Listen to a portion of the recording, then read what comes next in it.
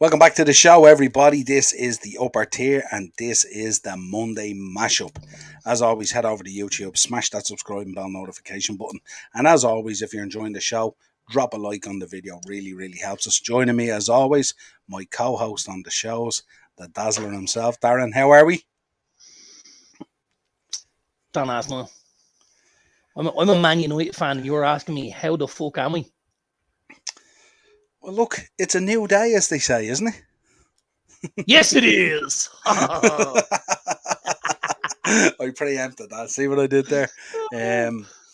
Big up to anyone in the comments. Join us earlier. Akshat has joined us. How are you, Akshat? Good to see you there. Andrew Ross McCumminsky is in. Hi lads.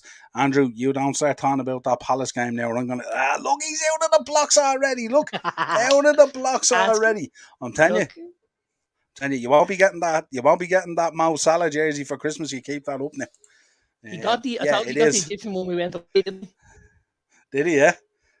When we went to Manchester last weekend, we went to the outlets, and there's a Puma outlet, and he got a beautiful Egypt jersey. The away one, it's black. It's white. Sorry, with like a black kind of a thing on it. Yeah. Very, very nice, and he got it for a great price. Well, I think it was like £27. But really nice. He might send me a picture. Andrew, send me a picture of the Egypt jersey you bought so I can forward it on to Niall. And you get on the back of it, El Neni? No. There was no names or anything like that. But there was a few options. Who was it? There was a Czech Republic, Switzerland, Senegal, or Egypt. The Senegal one was quite good. We thought about the Senegal one. It was like an orangey colour one in the whole. It was the orangey one. Oh, nice. We thought about it. But he went, it's like a cream and a black, the Egypt one. It's beautiful. Nice. It just so happened it was the last one on the shelf and it was his size. So it's kind of like, he didn't want, at one stage he says, I don't think I'll buy this. Like, I don't want the lads give me sticks saying I'm wearing a Salah jersey. I said, put the bleeding jersey on and shut your mouth with it. Yeah.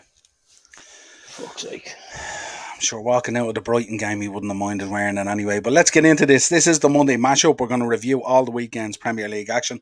We're also going to be keeping an eye on the Liverpool Crystal Palace game. Currently 1-0 to Crystal Palace. Wilfried Zaha on 32 minutes. As Darren predicted in the Premier League preview, if you put Wilfried Zaha between the posts, he's going to reap benefits and score goals. And this is what has happened tonight. Yes, he is. Let's get in. Right, so let's start with the results. We've got plenty to talk about tonight. Started off Aston Villa 2, Everton 1, Ings, Bundia, and an OG from Digne. Did you see the stat about Lucas Digne? I thought that was the best stat I've seen. So the stat was, this season, Lucas Digne scored for Everton against his team Aston Villa. And last season, he scored for Aston Villa for against his team Everton. So he scored an OG at either side now. That's impressive, isn't it? Talk about keeping the fans happy. To have, isn't it? Yeah, absolutely. We're going to be talking later on, by the way, just for those people in the chat and stuff like that, and those people watching. If you want to let us know, we're going to be having a look at where the cheapest beer and the dearest beer is at which grounds in the Premier League. And I'd imagine the food probably follows suit as well, I would imagine. So if you want to give us your thoughts on what you think is the cheapest beer, which ground in the Premier League, and which is the dearest beer. And we'll have a bit of crack later talking about it. Lighten the mood and bring the mood up a bit. If my son answers that question, there's going to be trouble. Just throwing it out there. Did you not send him to the bar instead of leaving your seat? If he knows the answer, he was sitting somewhere else. He wasn't sitting with me. Absolutely. I had Brody sitting beside me. Him and Tiernan were in the family stand. They got some great pictures with Fred the Red. Absolutely brilliant. Yeah, so what did you think? Villa 2, Everton 1. Yeah, I like what Stevie did. He obviously was listening to the show again last week and he went with 2 strikers and 1 10. Like, there's no point in playing with 2 10s. You've got 2 fellas trying to feed 1 striker. If that 1 striker is occupied, you're goosed. If you've got two strikers, that means the defence are twice as busy looking after them. It creates a little bit of extra space for the 10. And if one of the boys up front can get free, the job's oxo. So, Stevie, stop changing it around. Play with fucking Coutinho behind Ings and Watkins and give him a bleeding run at it, will you? Yeah, but safe to say a good win for Villa anyway. But we'd be sick of managers ringing us after the shows, wouldn't we, looking for advice? But you know what? Here's the one thing I will say. I thought Everton, like, who are badly, like, the Everton squad's very poor at the minute, you know. Very poor. They've no goal scorer really. Rondon was out. Calvert-Lewin was out. They're trying their best to play the boy Anthony Gordon up top. It's not working. He's occupying lads, but he's not really a massive goal threat and stuff like that. But I gotta say, Everton were clinging on there, same as they did against Chelsea. They just hung in as long as they could. And while they haven't got a point yet, I think their performances haven't been dreadful. You know, they really haven't done all right against Chelsea, and they did all right against Villa. I think if they can get Calvert-Lewin back, 1 or 2 additions to the squad, you know, they'll give themselves a fighting chance. But I still think it's going to be difficult for them. Yeah, certainly the game last week against Chelsea, they did themselves well. They were very unlucky, actually, not to get a point. Yeah, absolutely. So it's a decent level that they're playing at the moment. Let's move on. Arsenal 4, Leicester 2. Jesus with 2, Saliba with an OG, Granit Xhaka with a goal, and Maddison and Martinelli. Jesus, he's on fire, isn't he? Yeah, it was 2 goals and 2 assists, wasn't it? If you'd captained them in fantasy football, you'd have had a good weekend. Or if you had triple captain like I saw somebody do. I switched him to Haaland. I did. I had him last week as you took him out. I didn't take him out of the team. I took the captaincy off him and put him on Haaland. Okay. I thought Haaland would have filled his boots against Bournemouth. You know, as it goes, I had him the first week against Palace, and then I had Haaland the second week. And both weeks, the opposite guy scored the goals. So listen, it is what it is. But another good performance from Arsenal. I've just remember I was having a bit of an issue with the Wi-Fi in the gaff, and it wasn't working very well. But I've now looked at the first 3 episodes of The Arsenal. It's very good, isn't it? Very good. I'm actually it's building nicely towards the next 3, and then obviously the third lot will be out this Thursday, I think, isn't it? Yeah, absolutely. Very good. Gotta say, really have to say, like, if you're an Arsenal fan and you're not supporting that manager, I think you need to have a look at yourself. I really do. I'll preface that by saying, and I won't give anything away to you, but the next 3 are kind of a little bit indifferent. But I still don't think it would change our mind. I'd still, if I was an Arsenal fan, I'd still be behind Arteta, even watching the and you know, second even batch of 3, if you like. From the first lot, you know, you see obviously, I think it's Josh Kroenke, Stan Kroenke's son, come over, you know, real slick looking dude with the hair and the beard and all, you know, looks very well, and he's obviously talking to Edu. McGregor, he's talking to Edu and stuff. And the Asian gentleman who's I think he's the CEO and stuff like that. Like, they're very cool, they're very calm about things. Vinay, isn't it? Vinay, that's who it is. Vinay. They have a plan, they know what they're trying to do. Stuff doesn't always work, but they know what they're trying to do. Like, looking at that, and I have to be honest, right, and people are gonna laugh at me here and they're gonna go, is this fella all right? Looking at what I've seen in the Arsenal one, like, it shows you what's possible. As in, obviously, we're United. We're going through something very, very similar, I would imagine. You've got Ten Hag has come in. You've got Murta and Arnold. You know, you've got the Glazer, stuff like that. That's sort of a pecking order. I imagine this season at United will look very, very similar to last season at Arsenal. You know, they'll build. The coach will do well. We'll have to bring players in, get guys out, strip captains, do all of that shit. Whereas when I look at Arsenal now, a year on after the process, and I think, do you know what? If United were that far along this time next year, I'd be a happy bunny. I honestly would. Yeah, no, I agree. Brighton 0, Newcastle 0. Yeah, it was there was a lot of football for no goals in it, wasn't there? Yeah, there was a lot of football. Like, it was end to end. It was good. Plenty was created, but nothing finished. Plenty. Yeah, there was plenty. Yeah. I think it highlights, and I know we spoke about Brighton, and I fully expect them to start signing players soon. But they're also about to ship Neil Maupay out the door as well, 15 million on his way to Notts Forest. Like, they really, really need reinforcements at the top end of the pitch, because and Newcastle, I feel the exact same about. Both sides have a great platform with the defences and stuff like that, and the midfield are solid, and they've got lads in there that are willing to put the shift in, which is excellent. But I just think both teams could be even further up that league table if they could add, you know, somewhere between 15 and 30 goals. Now, for those kind of teams, you're probably talking 2 to 3 players to get them. But if you could sprinkle in 2 good players, you know, at Newcastle, like a striker and a James Maddison type player, they could do very, very well. And the same at Brighton. I know they're not going to go and pick up James Maddison, but they can certainly go up and pick up a striker and maybe a 10 or something like that, you know? Yeah. Newcastle up next is Man City at St James's, which is going to be a cracking game, I'd imagine. Yeah, it will. The next one up, Man City 4, Bournemouth 0. Gundogan, De Bruyne, Foden, and Lerma with an OG. This is one we kind of predicted. It wasn't how, it was more how many.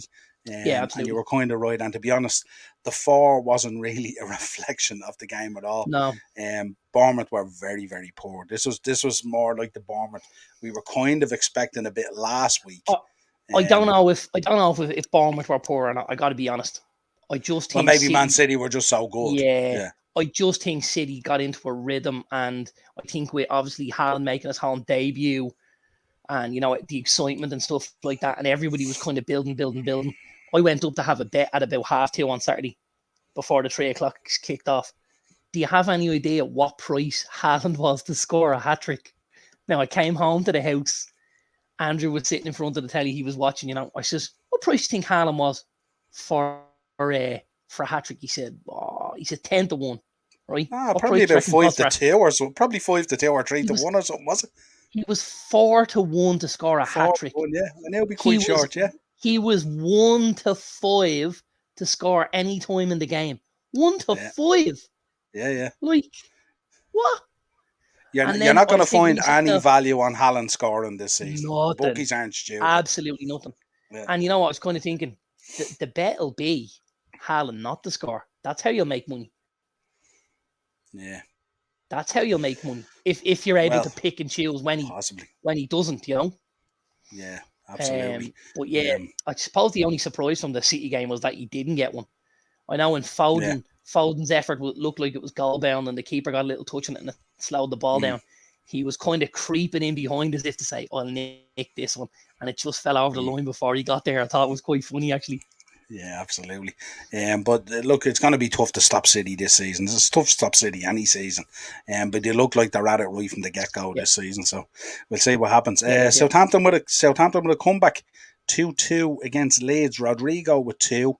Your boy you had mentioned, and I think he was in Mark's goal scorer bet on Beat the Bookie, Aribo. He was. And Walker Peters. Walker Peters with a nice little goal to draw back. I don't know if did you see the Joe Aribo goal? Did I? I did. Go on, refresh me. I think I did. Yeah. Picked it up inside his own half. Went on a mazy. Got to the edge of the 18-yard line and went chop inside a couple of them. Ball kind of fell his way, and the next minute he put it past the keeper, and you were like, "Did that just happen?" It was a serious goal. Now the game was very, very stretched. Leeds were obviously trying to kill the game off. There was a little bit of space, but he took the goal very, very well. That's 2-2 for Joe Aribo, ex-Rangers man. Came from Charlton all the way up to Rangers, and he is he's now plying his trade at Southampton. Very, very good player. Really solid footballer, that kid. David's after joining us. How are you, David? Good to have you on board tonight. That's my boy, Davey. And everyone in the chat. David, in case you missed it at the start, we're going to have a look later on about the cheapest and the most expensive point at a ground in the Premier League. And we're asking people, do they know what's the cheapest ground and the dearest ground? Food will probably be the same. So in case you missed that at the start, have a think about it. David's a little bit like myself. David's not we spoke about this maybe last week, I think. David's not a massive point drinker. He'd be like myself. He'd tend to go out and have a little whiskey, a little cheeky whiskey, Yeah, well, we shall see. Anyway, Wolves 0, Fulham 0. What was you thinking on this one? It was we kind of predicted it a bit, didn't we? That it could be a bit of a damn squib. A bit of a damn squid and a bit tight, to say the least. I suppose the biggest surprise was Mitrovic didn't take the opportunity to take the 3 points with the penalty very late on in the game. The boy Jose Sa making a good save from Mitrovic. I suppose Wolves had a lot of the play. Again, we spoke about this last season with Wolves. Other than the bottom 3 sides that went down last season, Wolves were the lowest scorers in the league. Wolves need additions to that higher end of the pitch. They brought on the boy Goncalo Guedes at about 62 minutes. And they kind of gave him about a half an hour to get in and get his footing and stuff like that, which was a great idea. But it still wasn't enough. They need more in the higher end of the pitch. They need either Jimenez back or they need an out-and-out 9 who can go and lead the line for them. Yeah, it was kind of like I think on both sides, with the exception of the penalty, I think Mitrovic had one or two other kind of chances, but it was quite blunt as a game, really, wasn't it? I know Yeah, Wolves created one or two chances, but nothing like, there was nothing there really.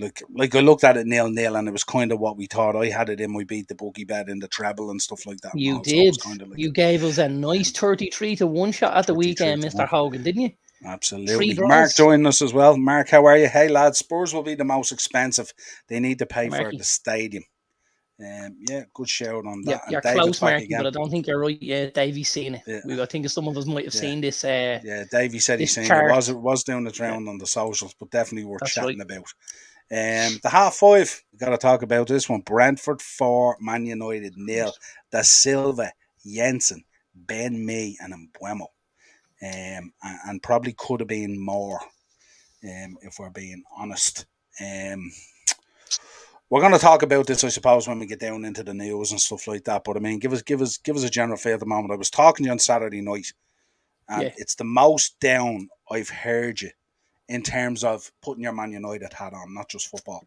yeah, And I had said to you, we will talk about it. I had said to you, I felt very sad for Eric Ten Hag having to go out and do that post match interview, um, and having to kind of defend and like your man, he was a shitty interviewer as well. Like he was asking stupid questions, really, which is not most of them unusual. are.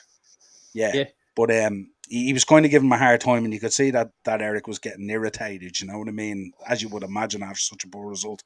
Give us a top level think at the moment. I mean, you're bottom of the league, and Yeah, listen, and that's I suppose when I'm talking about watching that Arsenal documentary, I fully see us, making it 3 losses on the bounce, if I'm honest. Our two opportunities to pick up points in the first 3 games were at home against Brighton and away against Brentford. When you look at what Liverpool did to us twice last season, 5-0 twice, it's highly unlikely we're getting that now on Monday night, which meant the first 2 games were really, really important. Um, I think De Gea obviously has a really, really poor game, and I'm not going to jump on David De Gea personally because I don't think any United fan can. I've heard a lot of United fans talk about De Gea. He's done this, he's done that. He needs to go.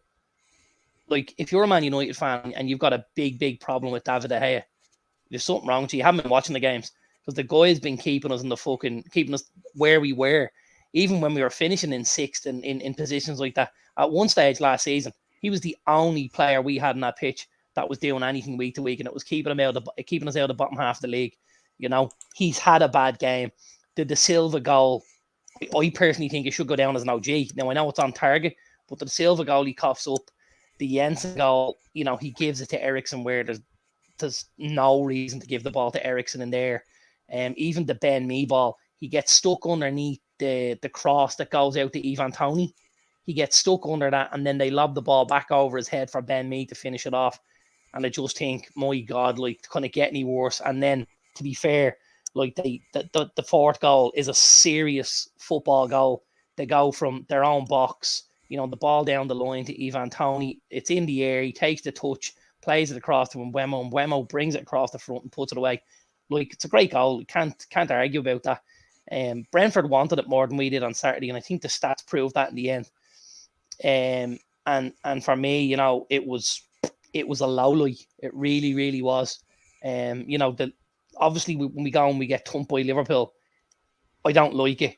It leaves a horrible feeling in the pit of my stomach. But it's Liverpool, and on their day, the way they're playing, they can do that to anybody.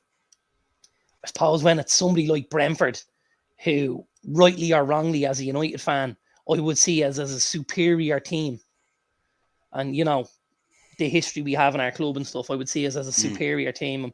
And when you see it like that, and then you go out and you see us 4-0 down at half time, I was just it, perplexed it, about the whole thing. I got to be honest. it's kind of like you got to go to these grounds with the right attitude, don't you? Because if you Absolutely. don't, you're going to get found out if you walk out that Yeah. tunnel and you have any kind of complacency or arrogance or, any kind of second thinking yourself or anything like that, or second thinking your own ability or second thinking the manager or anything like that. the likes of going to Forest, going to Brentford, going Yeah. to Fulham, going to these grounds, even St. Mary, Southampton, when the governor's in his pomp. These are tough places to go to get results. You got to show up with the right attitude right from the get-go. Otherwise, you're going to be found out very quickly. There's a lot of these teams who understand that if they're not at it week on week, especially at home, they will not pick up enough points in this league to warrant being there next season. So if I'm at Brentford, I need to make sure I got 19 home league games. I need to make sure every one of those league games I show up, I put effort in, I have work rate, I show my quality, and I make sure the bare minimum you must do. And this is something, and I speak about this, if you talk to anyone that comes to any of my lessons, the bare minimum you must do to win a match is outwork your opponent. And that's what Brentford did. They outworked us, Absolutely. All over and the fair pitch. play to them. They were excellent. As bad as United were, I think we've not been disrespectful, but we've shunned away from the fact how good Brentford were. Because I got to be honest, I feel like if Brentford come out and they do the same thing next week against someone else, they'll steamroll them as well. Genuinely, as bad as we were. I actually made the point a couple of hours after the game. I went onto Twitter and I said, Twitter. I put out a tweet saying Twitter seems to be full of all the United stuff, and I said we have to pause here for a minute, lads, and clap Brentford and pump Brentford for what they did as well. They were absolutely excellent, superb. And that situation that's there certainly was not all about United. Brentford were excellent, and Thomas Frank. The way he set that team up and the way he targeted Martinez and Ericsson and stuff like that and all, they were absolutely brilliant, and we have to say that. So hats off, clap those boys without a doubt. David, you're absolutely right. They do absolutely target him with the question in different ways, so I don't blame him either. But it always seems he's quite uncomfortable in terms of dealing with the media and stuff like that. He must be quite a private chap. Because you even see him, Darren, I don't know if you've watched, when you do those pre-match press conferences as well, like he shoots through one of them in like 10 or 15 minutes. Very short, direct answers. He's very, very short. I would say, and I've spoken about this before, there's an air that he's got that Dutch colonialism about him, that air of I'm better than you. And then at times he's glaring at reporters going, what a stupid fucking question, But by the looks of it, he doesn't enjoy the media. What he enjoys is on the training pitch, and he wants to get them. He wants to get them those interviews done as quick as he can, so he can get back out onto that training pitch, because that looks like that's what's his focus, Yeah, Morrison, as always, our resident heel from GP Productions. Go check it out there. Here comes the money. Ten Hag is getting a free pass so far, isn't he? Making Maguire captain. Well, leaving him with the captaincy. And I don't think Ericsson Fernandez has worked in the same team. Do you know something? Look, we can't just turn around. The problem with Man United at the moment is, and I think for a lot of the Man United fans, they're trying to box this problem maybe into one box or maybe two boxes, where there's a number of boxes. I mean, the manager has to get involved. You have to look at the players. You have to look at the coaching. You have to look at the transfer window. You have to look at the Glazers. There's a number of problems there. It's a collective thing. Anything that happens at a club is a collective thing. And the one thing I'd say, Morris, your own team, Arsenal, who are doing fantastic at the moment, look really good and stuff like that. The success that you're having at the moment with Arsenal at the moment, how good they're playing, again, is a collective thing. It's Arteta, it's his coaching staff, it's Edu, it's the scouting, it's the nutritionists, it's a real collective thing, and of course the cronkies as well. You have to like if you're doing well, you have to give praise when it's doing well. If you're doing bad, you have to hammer it if you need to hammer it. But I think at United at the moment, a certain section of the group, they're all going in different directions. Like when you hear them there the other day saying, we're going to have to get a goalkeeper now, you're going, what? You know what I mean? They're talking about wanting to sign a goalkeeper now, and you're there going, Jesus Christ. It's just crazy.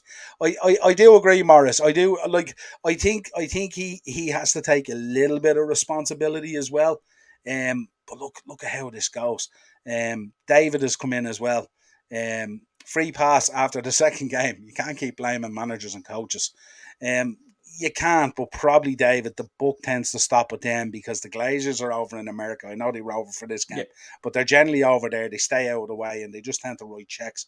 So they're not heavily involved and they don't take responsibility. And you have to take responsibility a little bit for who you hire and how you manage your company. I don't know if it was me or you, David, or Darren here, and we had our own company and it was failing. I'm sure we'd be on site trying to sort it out and fix it and see what's going on. Especially when when you're successful, it's a lot more sponsorship, it's a lot more bigger commercial deals, it's a lot more money coming into the club than when you're failing. So I think I do understand and agree with what David's saying, though. I mean, because you get to the stage where, and as United, we've gone through Moyes, Solskjaer, Van Gaal, Mourinho, and all the time it was, let's blame the manager, let's blame the manager, let's blame the manager. Now, there's a couple of those lads I wasn't big fans of. However, Mourinho came out after finishing second with United, and he said, that's one of my biggest achievements in football, and everyone kind of laughed. And he meant it. And he probably meant it based on, what he was dealing with from the club, the support systems he had in place from, Ed Woodward and stuff like that, and from the Glazers themselves, and from the scouting system, all of these things.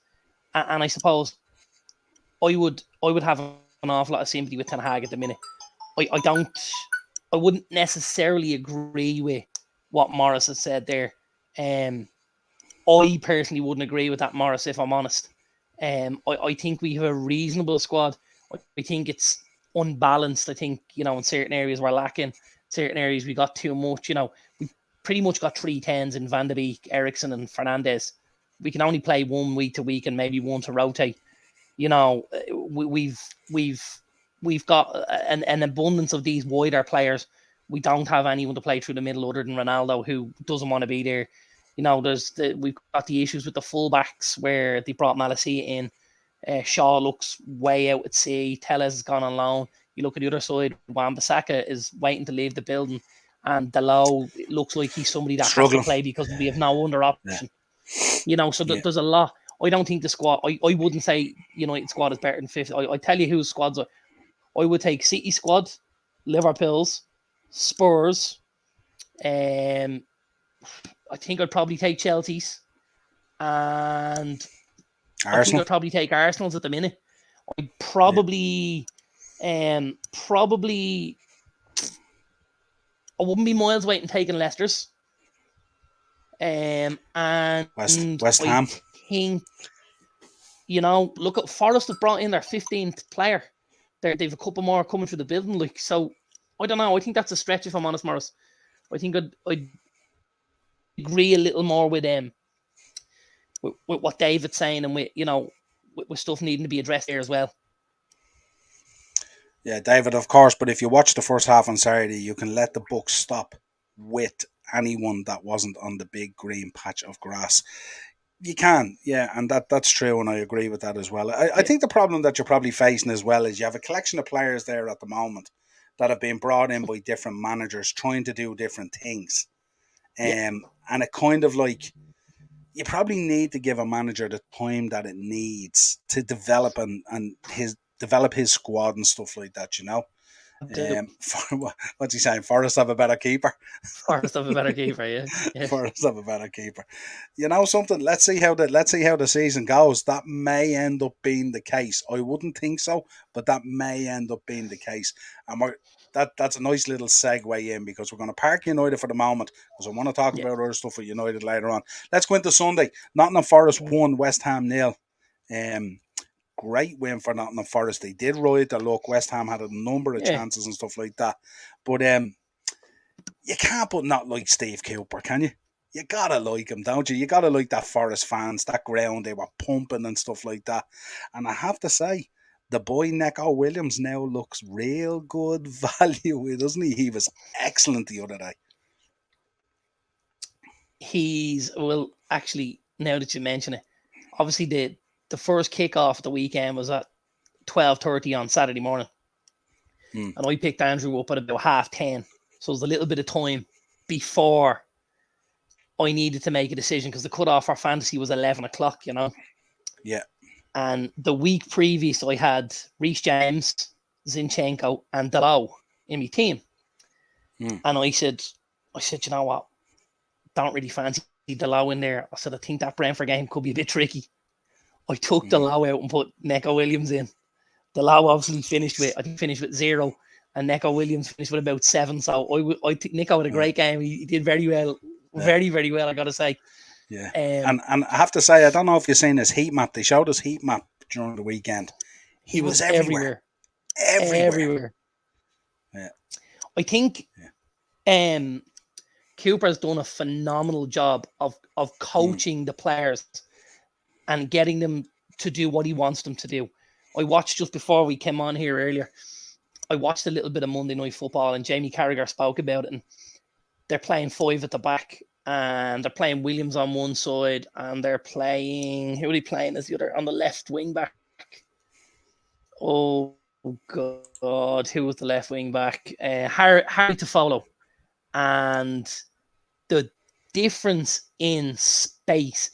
There was probably 60 yards between the two wing backs, which then meant the 3 in the back could again spread out and stretch, meaning when the opposition came to press, when the West Ham boys came to press, there was always space, and Forest could knock the ball between the lines because they had stretched it like that. When I look at the likes of, and I don't want to harp on about it, when I look at the likes of Maguire and Martinez, they're on top of each other. The distance isn't big enough between the lads to create any angle or any space for a ball. And again, the fullbacks have tucked in as well. We want this to be stretched and stretch the whole thing out, because the wider you spread the pitch, the more space there is through the middle of it. And our issue at the minute is we can't get out through the middle because we're too narrow, and Forrest did a great job. I thought Williams was unreal. I thought Henderson had a great game as well. Yeah, I suppose also for you guys, playing out from the back is quite unnatural for you. It's something that you're trying to attain. It's kind of what Ten Hag is looking for, but it wouldn't be your comfortable mode, because there's a lack of sort of like confidence in from your goalkeeper to your backs and from your backs to your midfields and stuff like that. So it causes real problems. Andrew, you're spot on there. Henderson, he did play well. Rowders look a little bit, but did have a good game in fairness. Troubles in the house. Del Boy Gunner TV in the house, probably looking all bronze, just back from his holiday. He was shooting videos up from the pool and everything and stuff like that. What's the bleeding story, Del Boy? Good to have you on board. I was going to say, it's not like him to be making noise now. They've got 6 points on the board, huh? Fuck's sake, some things never change, Del Boy. He's here from the good times and the bad times. All over. He probably ordered the jersey, did he, with Jesus on the back of it and everything at this stage. Him and I bet you he's strutting around Donomead Shopping Centre with it on as we speak. Yeah. Absolutely. Looking all bronzed as well. Looking like Gabriel Jesus. Looking all bronzed, I'd say, from the holiday. Good to have you on board. Do you reckon he has the V and all down the back? Oh, I tell you. Don't be surprised. What were they saying on the post-match for AFTV? Gabby Blood Clot Jesus. That's what the talk was the other day. Let's get into the evening game anyway. Chelsea 2, Spurs 2. Koulibaly with a cracking strike into the top of the net. Brilliant. Hallberg came back in with an equaliser. Reece James with as easy a goal as he'll ever score. Ben Davies just switched off, heading towards the ball. Reece James in the box on his own, nearly a tap in, finished it really well. And then Kane at the 96th minute. I've got a couple of problems with Saudi. First of all, I don't think Kane should get the goal because his header's wide. It hit Reece James and goes in. Yeah, hits James on the knee. I don't think the header's on target, so I want that taken off Kane, because that could damage me later on the season with me Darwin Nunes bet. Reece James gets in 1-on-1 to keeper, puts the ball down the centre of the goal, and the keeper goes one way. And I'm going, what happened there, Hugo? French international. Gives a break there, really. But the big thing for me, and I have to be honest here, and you know where I'm going to go with this after yesterday, was like Chelsea were absolutely fucking mugged yesterday. They were mugged. 100%. Like, it was balaclava stuff. we're gonna talk about it in the news. Don't worry. I have a nice little article, and I did a Okay, bit of that's all right, I did a little bit of research man. on this today, and I could see a number of players over the next few weeks grabbing lads by their top knots and their beards and everything the way things are going. Jesus Um, Christ, man. they were, but I tell you, the one thing I noticed yesterday, I've never seen you go and bat for Chelsea as much. That's how irate you were at the refereeing and stuff like that. It was a very poor day for refereeing. But you It know was something? abysmal. And listen, there's no love lost there between me and Chelsea. I am absolutely not a fan, as everybody knows. Mm. However, when someone's been done up like a kipper, they've been done up like a kipper. And Chelsea were absolutely done up like a kipper last night.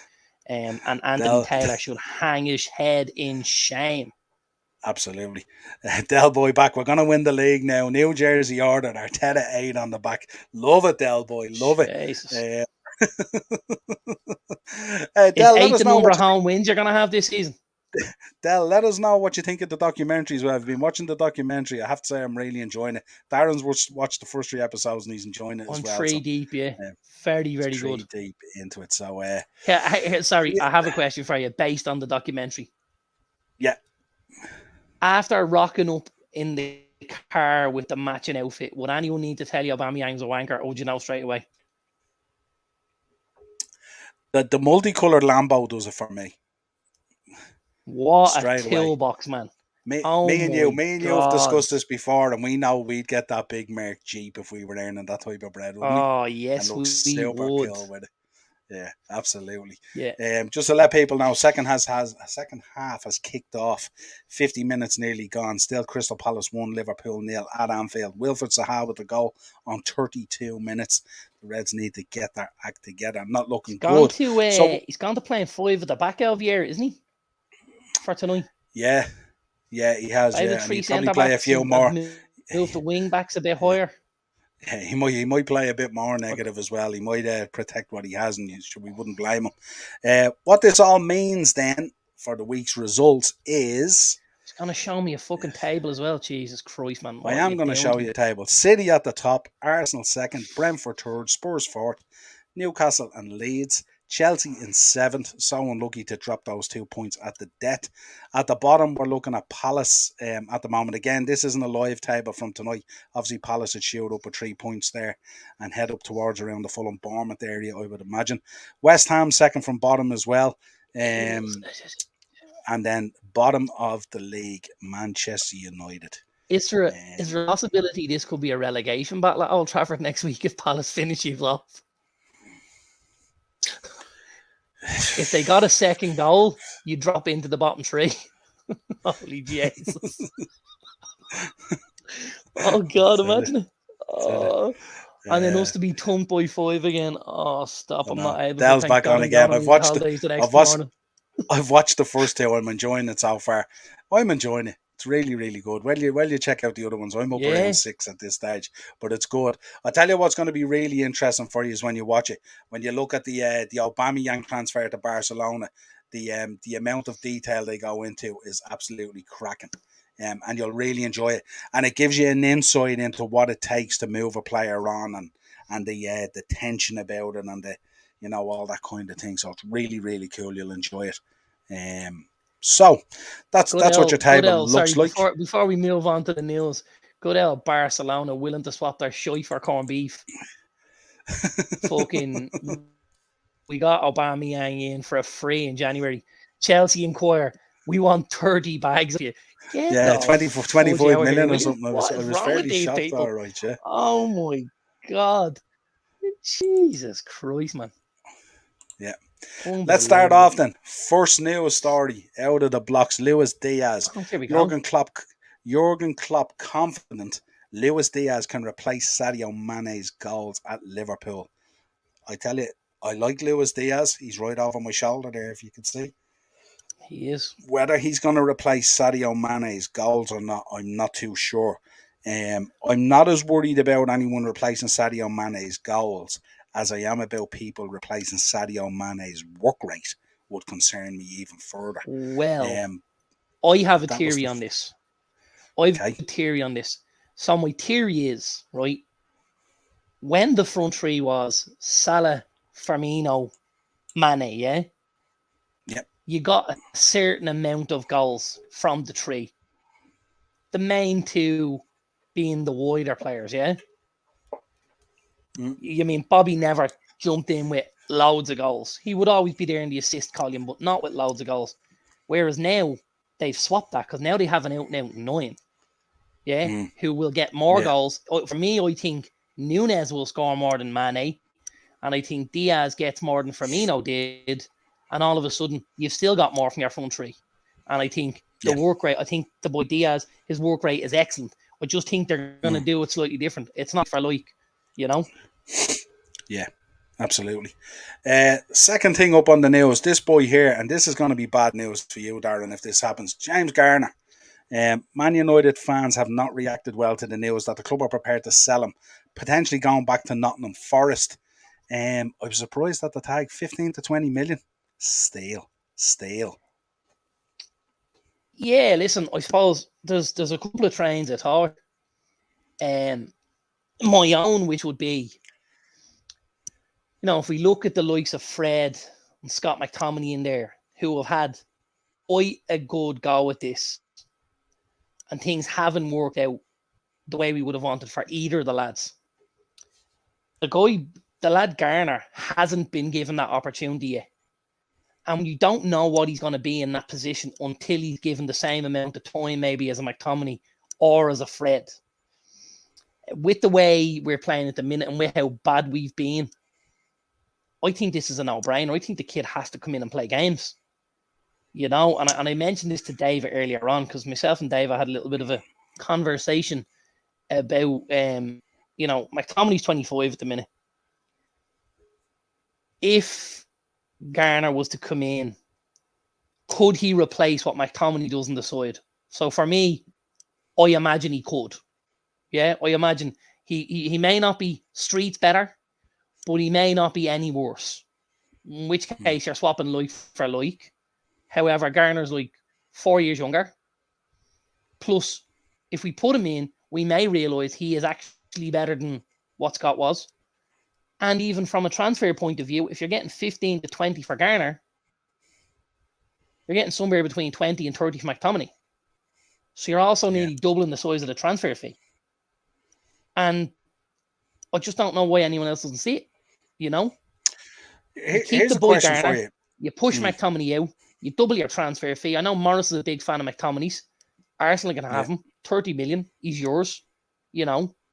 And then you play the boy Garner, give him a spin.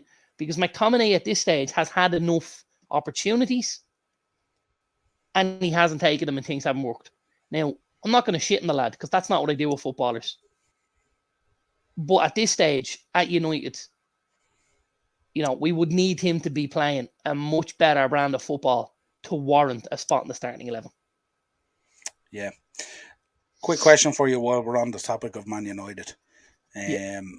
We know they've also considered a move for Jamie Vardy, which is kind of weird with the court case that's just gone on and stuff like that, and the connections with Rooney to the club and stuff. Do you expect them to make wholesale changes for next week? I know you're playing us next Monday night, which is always it's a big game. It's a rivalry, probably the biggest in the league at times. Would you expect them that this is where he makes changes and brings in some of the youth and shows some of those senior players that haven't been doing it, that it's time they sat on the bench and they watched for a while? I don't know how much of that you can do. And if we look at it spot by spot, he might decide to drop the Gea. Nunes just got sent off. Is that a joke? Yeah, no, red card for Darren Nunes on 58 minutes. Oh my God, fancy football. You're killing me here, man. Jesus Christ. Definite red card. Thanks, Andrew. You're the bearer of good news as always. Fucking hell. Thanks, Andrew. Yeah, Jesus Christ, man. I told you about that kid, didn't he? Little Judas.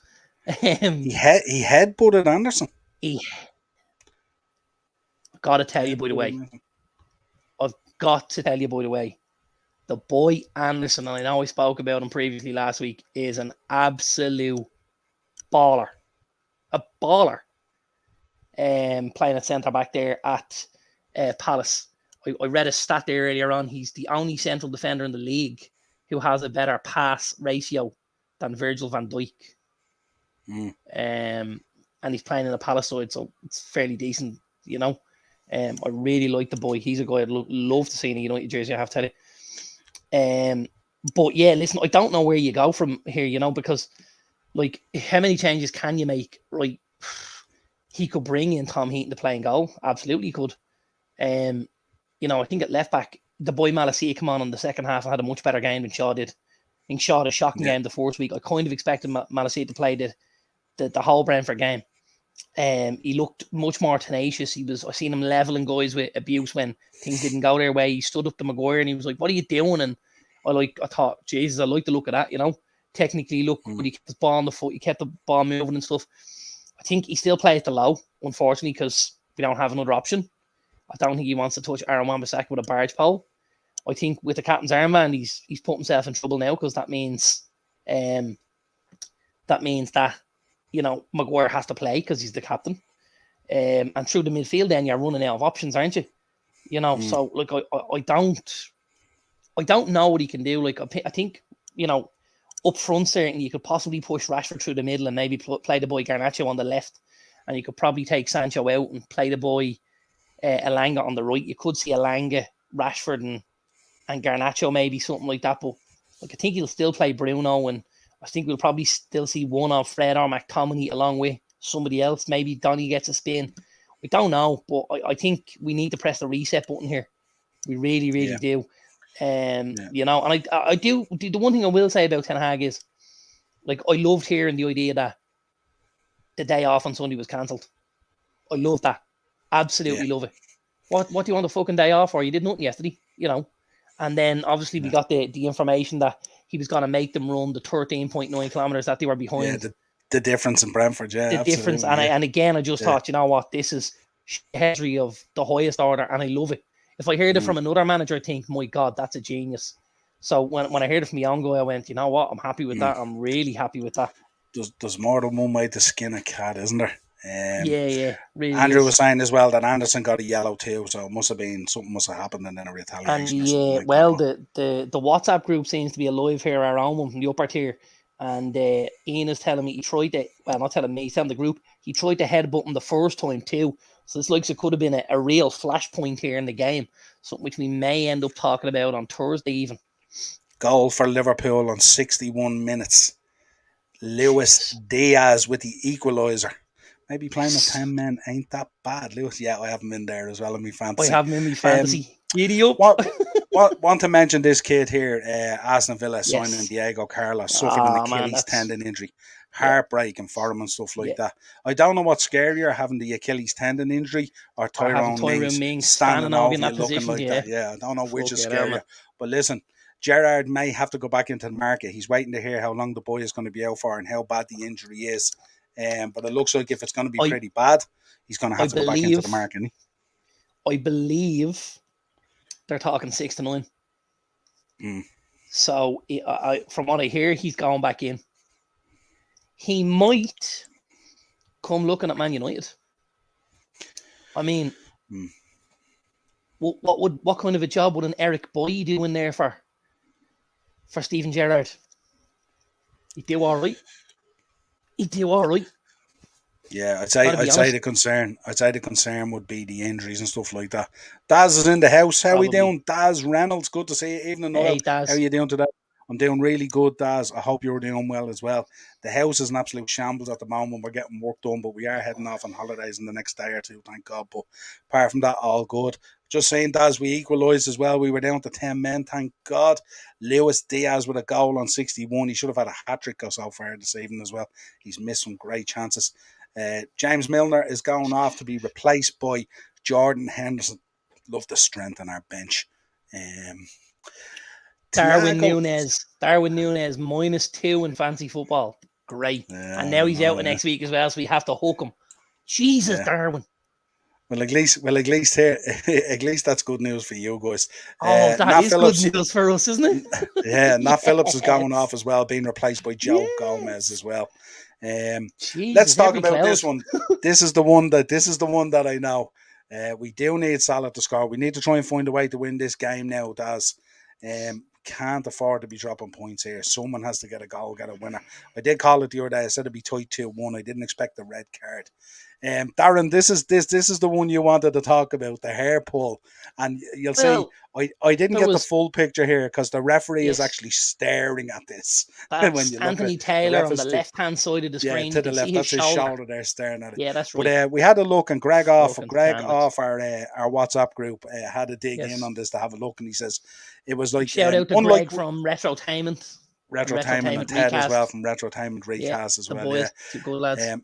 Apparently, this is the talk on this, and let me know your thoughts. Unlike rugby, football laws do not specifically mention hair pulling. The officials must decide whether the extent of the hair pulling is forceful enough to be considered violent contact. If it is not, then it would probably be considered unsporting behaviour and result in a yellow card. This is one of those nights when we need Mark, our resident referee, on, don't we, to really analyse this one. But this is it. 100%. Give us your thoughts on it. When I read it, I just laughed, thinking, lads, all next week I'm going to be ripping the heads off, lads. Ripping the heads off, lads. Now, I've got to be honest. This still wasn't, the biggest issue I had with that game yesterday. Because I have to tell you, and I will I'll touch on this because I know what you've asked me here. But if that's not a free kick on Kai Havertz, we need to stop playing football in the lead up to the Hallberg goal. Like, I can see the whole thing with Richarlison and being on, being off, and all that. That goes either way. I think it's tending to go on the side of the on the attacking team now, which is fine. But like, the boy Bentancur goes through the middle of Kyle Havertz's ankle to get that ball first. The referee is right beside it, doesn't call it. They go the length of the pitch, get the goal back. And then minutes later, you've this. Now look at Anthony Taylor's shoulder. He gets the best look on the pitch, and we still go to VAR because he hasn't got a pair of kahunas in his shorts to back up the decision he's seeing. He doesn't want to make the call because if he makes it and he's wrong, he's afraid Antonio Conte comes out and rips him a new one. And he's afraid of a shite of it. And that, you cannot be a referee and referee games in fear. That's what's wrong. These guys are riddled with fear, and they're fearful of making mistakes. Here's the thing, and I tell this to my son all the time, and if he's listening, he will attest to this. The only time you're gonna learn is from making mistakes. So if Taylor makes a mistake and he gets something wrong, it sticks in his head, and he goes, you know what? I made that fucking mistake before. I won't do it again. And that's how the balance will be redressed. But if you look at that and you don't think that that's a free kick, like, stop the fucking lights, will you? Jesus Christ, man. Yeah, absolutely. Some of the decisions were crazy. Morris is back as always. Chelsea crying about the ref, but the real problem is they haven't a goal scorer. They might have your old goal scorer in a couple of days. Pierre-Emerick Aubameyang with that lovely Arsenal tattoo. Gotta say, I thought at times, yeah, the kid's agreeing, he knows well. He backed you up. I gotta say, I thought at times Havertz and Sterling played very well as a two. You know, some of the touches and some of the layoffs and the little balls around the corner. And I kind of thought to myself, do you know what? This looks all right. We know Havertz is a good player. He's more than a 9. He played false 9 last year. Again, Sterling's probably not an out-and-out 9. But as a combination, they pressed well. There was a lot of pace between them. They touched the ball very, very well. And they will score you a certain level of goals. Now, I still think Chelsea need a 9, an out-and-out 9. But I must say, I thought the two boys done well yesterday. And it was very clever from Thomas Tuchel going in with the back 5. And you know, playing those 3 in the middle and the 2 boys up front. I thought tactics were very good. Yeah, definitely Sterling and Kai Havertz. They missed a couple of gilt-edged chances, didn't they, really? Well, I mean, like... The one Havertz had in front of the goal that went wide. No, that's the one. Was that the one Hugo Lloris touched with his foot, though? Did he touch with his foot? I thought it just went wide. No. Yeah. That was where Sterling gave the little back heel.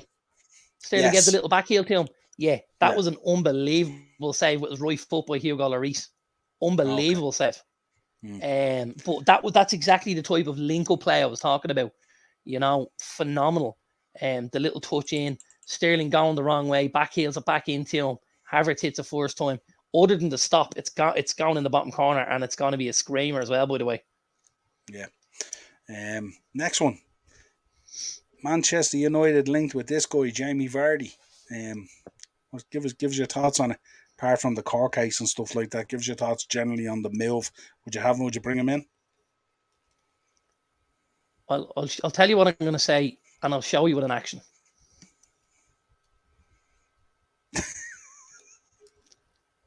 That's a head scratcher. I'll tell you one thing. You're going to be scratching your head a lot over the next 2 weeks to the point where you might develop a ball spot at the back of your scratch hard enough, because you're going to see Man United. Man United are going to be linked with a lot of weird names over the next 2 weeks. There's no doubt about this that. Is a proper head scratcher, I got to be honest. Like, I'm looking at this and I'm thinking to myself, Jamie Vardy, really?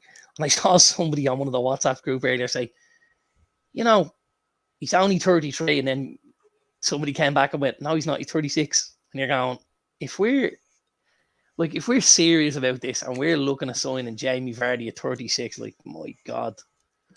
Yeah. And Jamie Vardy at 36 is not like Ronaldo 36 or 37. It's Jamie Vardy 36. Yeah, but you know what? Here's the one thing I will say about Jamie Vardy, yeah? Yeah. Whether Jamie Vardy plays or scores or doesn't score or whatever, you know he's been out there because the work rate is phenomenal, which is way more than you're going to get. Absolutely. It's way more than he's going to get from Cristiano, you know? Yeah, absolutely. One final news one before we get to the WhatsApp group keeps me going, I got to tell you. It's on fire. It's on fire. Have you read the last comment? I haven't been reading that because I'm tracking the Liverpool game here. The last comment we have to. The last comment we have to give our old friend Dean Fitzar a shout out. Overpriced Andy Carroll. I tell you what, some amount of bluffers in this Liverpool thing. I think it's the biggest one is in the lineup. Oh, brilliant! He's losing it. He's losing it, Dino. I tell you. Kevin De Bruyne came out. He's expecting Bernardo Silva to stay at Man City. It's an interesting one, though, isn't it, with the whole Barcelona conundrum and stuff like that? If Bernardo Silva hasn't looked at how Barcelona A, run their club, and B, treat their players, and said, "You're right, I'm busy," you know, like look at how that lad is treated at Manchester City. If he hasn't walked into Pep. If he hasn't walked into Pep with a nice box of cigars, Cubans or whatever it is, and said, listen, don't worry about these stupid links earlier in the window. It's all nonsense. I ain't going nowhere. I'll sit on your bench before I go to Barca. Yeah, absolutely. Jeez, I'd sweep the fucking dressing room before I go to Barca, man. Yeah, let's get into our final topic anyway, which is the price of a pint. Beergate. At the Premier League grounds. Beergate. Morris sent this to me the other day and he said it'd be a great topic to discuss, and I have to agree it is. So here it is. Here it is. You know what, actually, and I think Morris knows where to get a cheap price gargle as well, I have to tell you. I saw yesterday on the socials he was sending out the link, he was sending out the promotional thing for his next night in Fibbers. A few good deals there, I can tell you. I might even pop in and review myself, Morris. Good man. Absolutely. Does a great night in there as well in Fibber McGee's. Check him out. Yeah. Awesome stuff, yeah. Fibbers always does great deals on the points. They know because the rocker crowd won't tolerate it. Jeez, I tell you now, he'd really, really some great promotions they had on. I'd say you were looking at Jaeger bombs or something like that, were you? 3 for a tenner or something like that with 2 Red Bulls or something. 100%. It's still on fire, is it? Still on fire. If oh God, this is right out of the top drawer. We're getting live updates from the WhatsApp group. Hang on. If I ever hear anyone within touching distance tell me Trent is one of the best right backs in the world and Virgil van Dijk is the best centre back in the world, I'll glass them. That has to be Dino. Has to be 100%. Hashtag found out FC. He's brilliant on the WhatsApp group. He wears his heart on his sleeve. Oh, Dean. Loves Liverpool, but has a very short fuse Oh, and tolerance level for anything. All you have to do is Dean, misplace one pass and you're he's finished. he's lighting up me Monday night. Just imagine how I Yeah, felt on Saturday evening when I was watching Man United being teared an yeah, absolute new arsehole by Brentford. This yeah. has just brought me back into the land of the living, I have to tell you. Absolutely. Welcome to the Oh, real world. Anyway, let's talk about the price of these points. I was looking at this and I was actually quite shocked. I kind of knew the price at Liverpool, obviously, from being over there. It's fairly reasonable. Not often reasonable for me because normally I go over with Ben and Dylan, and they seem so to it's never costing go you a to the bar. tenner around. Oh yeah, it's costing me a £10 around basically, and I'm also told to normally bring back some of those big sausage rolls or pies or curry chips or something it is. So normally Right, I'm okay. dropping about 20 or 30 to be honest. Yeah. And normally tangled in with a bit of chocolate as well. So they sent me, I'm like a waiter for them at half time. But yeah, absolutely. This is what we do with the kids, isn't it? They get away with murder. What They was your thoughts? and What was your thoughts on it? Andrew will be able to tell you here about Old Trafford now because I happen to know Yeah. he got involved last weekend. Mm. At United, they do a deal. Yeah. So you can have something hot, i.e. a hot dog or a Pie. pie Yeah, or Greg was something saying it as like well, that. wasn't he? Greg was saying it with a Coke. Was Greg mentioning it? Yeah. Yeah, and Yeah, you can Greg have a said it on the drink with WhatsApp it. group, yeah. Yeah. You can have a drink with it, and you can have something sweet with it. Either a bag of jellies or a duo bar, they've Snickers, Mars, something Yeah. else, or crisps or whatever it is. So you can Mm. have, there's 3 sections and you can have one item from each section. And I think it's £9. Nice. It's not bad. It's not It's terrible. not bad at all. You Not know, you bad can at get all. yourself a Coke, a pie, and a bag of jellies for the second half for £9. It's all right. That's reasonable. That's very Yeah, reasonable. it is. Oh, I think so. here he is. Here he is with the detail. I had a Fanta with a double vodka, a hot dog, and a bar for 9.30. Andrew, don't be telling your dad you had that Yeah, double vodka and that Fanta. yeah. Nice. A Fanta, a It's all hot right. dog, and a bar for And a 9.30. bar. The bar is the duo bar. It's the bigger one.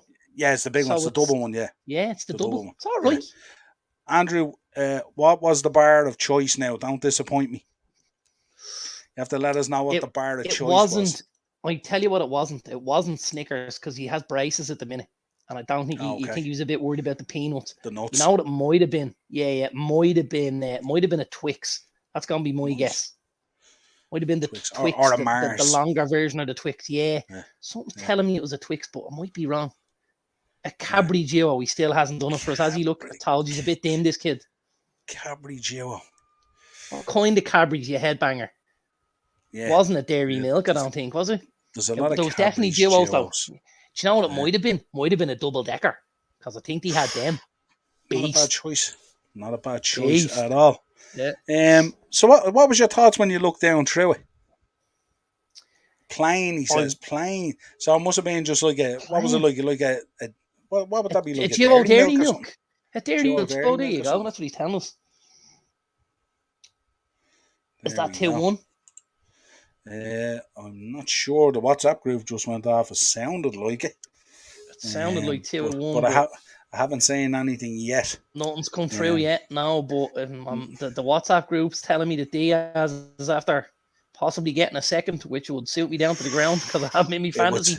It would suit we'll have to wait bonus and down see. to the ground. Yeah, he went with a Dirty Milk. Good choice. Yeah, like what do I I gotta want to ask say, him? there's a lot of good stuff there, you know, as in price wise. I think everything up to Palace is reasonable. I think £5 is reasonable at a game. Yeah. I think as soon as you start going over that, I think things are getting pricey. I think Spurs Serious Stadium, 520. I'm not, you know, it's not terrible. I think Forest are being a bit necky, aren't they? 520. Yeah. Only back in the league. Villa, Yeah. Brentford, Southampton. I think Chelsea 570 is deplorable. Leicester 580. We talk about the owners all the time. They're one of the best owners in the league. 580, that's not good. Fulham, you know, doesn't surprise me. Doesn't surprise me. No, listen, it's Kensington, isn't it? It's you know, it's pricey. And then Arsenal, and I gotta say, the absolute shocker for me was West Ham. I mean, West Ham is a good working class club, and for them to be charging their fans £9.70, that's deplorable. Which one? West Ham. 7:30. What did I say? 970 or 920. Sorry, You're talking about 730. Andrew. Sorry, You're looking at Andrew's package again instead of sorry, S. 730. Yeah, West Ham. I'm surprised the West Ham fan base tolerating that as well. And That's West Ham is a 730 for a really good point. working class club. I've been to that Olympic Stadium. It's in a nice part. Zaha hit the pist. I think he hits the post. The predictive tests must be on. Yeah, tell the truth, Andrew. Did you have the 2 vodkas and the Fanta? Nice one. Zaha's, there we go, autocorrect. Zaha's hit the beans on toast. The core off will use on. I said to Andrew the weekend, when I put my team together with Morris for the fantasy chancer, I had Wilfred Zaha in my team. And I took him out based on the fact that they had a couple of tough games to start with in Arsenal and in Liverpool. But I said to myself, I'll take him out and I'll get him back in week 3, week 4, something like that. I put the boy Coutinho on. He's done nothing in 2 games. And I said to Andrew, I'm going to have to put Zaha in for next week. And if he gets the price raised. I'm just looking at live score. I'm looking at live scores here, right? And it does a substitution. Liverpool out, Liverpool in. Oh, God. Oh, never a truer statement. Yeah, go on. Yeah, so I'm gonna have to try and get El Wilf back in my team, especially for when he starts playing some of the lesser lights in the league. You know, when chances come up, I think Wilf. I said it to David earlier. I don't know if David's still with us or not. Myself and David have been talking over the last 24 hours, 48 hours since the United game. And one of the things we spoke about was about the recruitment. So I went off and I did a little bit of research, and I wanted to see who was coming available in the league in the next 12 months. You know, whose contracts are up for renewal. So I went on, had a little look online, and then I was kind of trying to dissect from those players who us as United could go after. So Zaha was one of the ones I put down. Zaha's only got 12 months on his contract left. He can play as a left-sided forward, or as you can see, he can play through the middle. Like, if you're going looking for Zaha with 12 months left on his deal, what are you paying for him? 30 mil? Are you paying 30?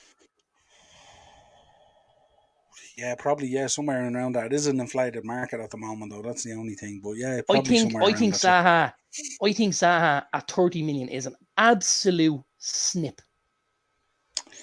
The only thing I'd say about him is he's had a number of chances to leave Crystal Palace. The most notable was when Arsenal had the money to sign him and chose Nicola Pepe instead. But that was down to Arsenal, not Zaha himself, in fairness. Yeah, but I mean, if you look at the length of time he's been there, a number of teams have come in from year on year, and he seems to be very comfortable.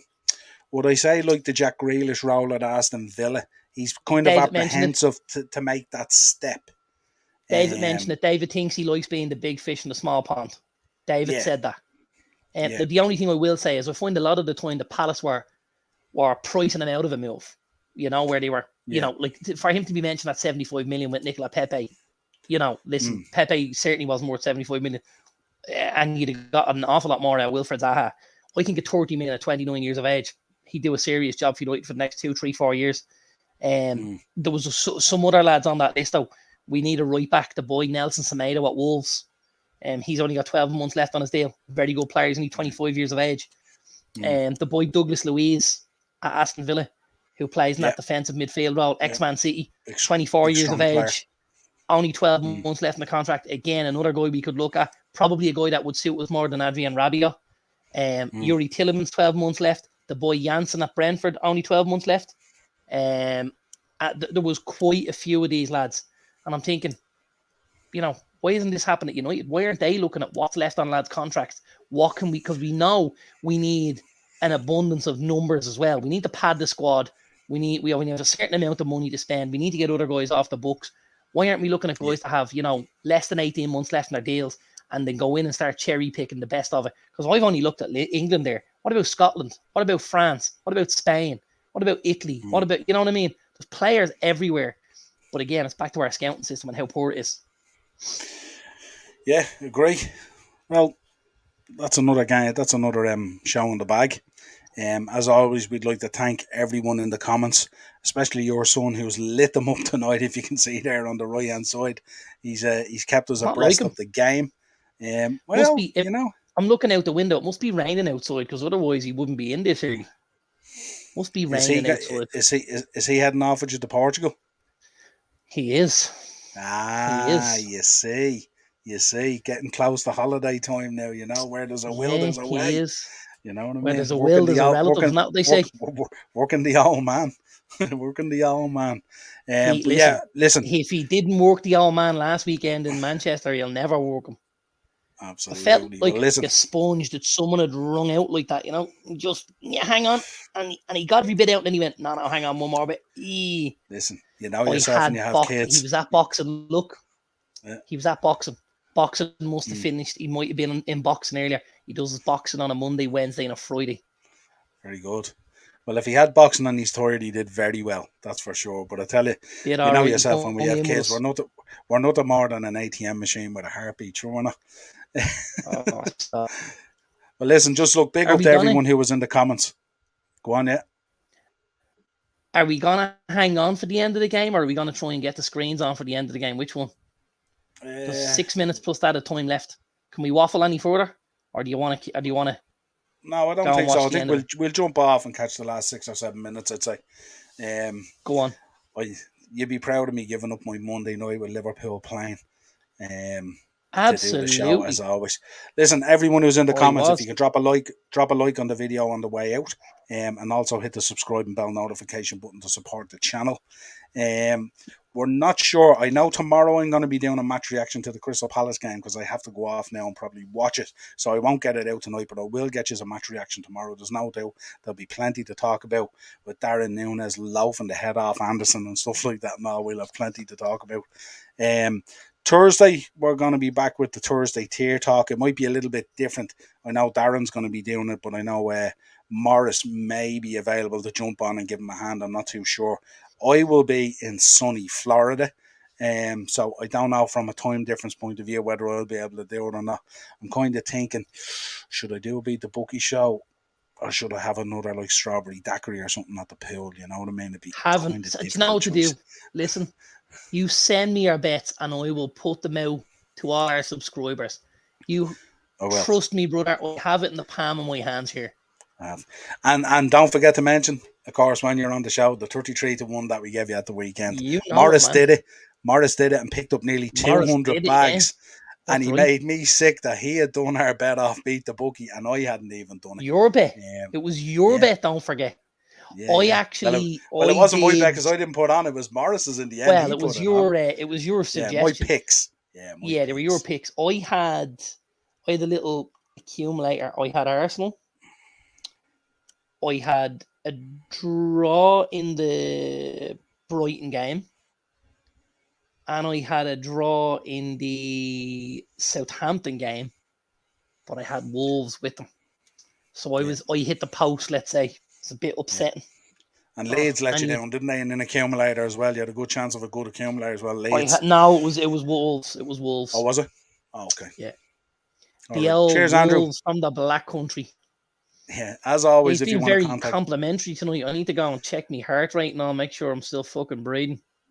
He's telling you about the green fees that he booked at Villamora down in Portugal on the championship course there. It's going to hit your credit card or something like that. As always, a pleasure having you on as the host or co-host, as they say. If you want to contact the show, it's uppertierpodcast@gmail.com. We're on all the socials out there: Facebook, Instagram, Twitter, TikTok. You'll find us no matter where you go and look. Just search the Upper Tier. We will be back tomorrow with a match reaction for Liverpool versus Crystal Palace, and you never know what way Thursday's show is going to end up, but bear with us. No doubt we'll bring you the content one way or another. Until next time, my friend. Tell them not to forget, because we have this trip coming up, Niall. We do. And we're going to have some serious footage from this. We are. If this isn't gonna be When Harry Met Sally, nothing is, man. This is gonna go off. You are This is not when gonna want to miss this our is trip when to Harry Clash met of the Sally, Castle. met Thelma and Louise. This is how this is gonna end up. There is gonna be some hell to pay with the 5 of us in a car Absolutely. on the way Yeah. to Cardiff to Clash of the Castle. It should be great. I'm looking forward to it, man. I tell you, I didn't realise people were so private about their date of birth and their nationality, but I'm just saying that. Would you believe I just got it as we were here? I know, I seen it I there. got the That's why I last one. brought it up. I Brilliant. got the last one. We're good to go. Right, I'm I'll going to get jump that off. boxed off. Thanks, pal. Talk to everyone soon. Take it easy. Cheers, buddy. Bye-bye.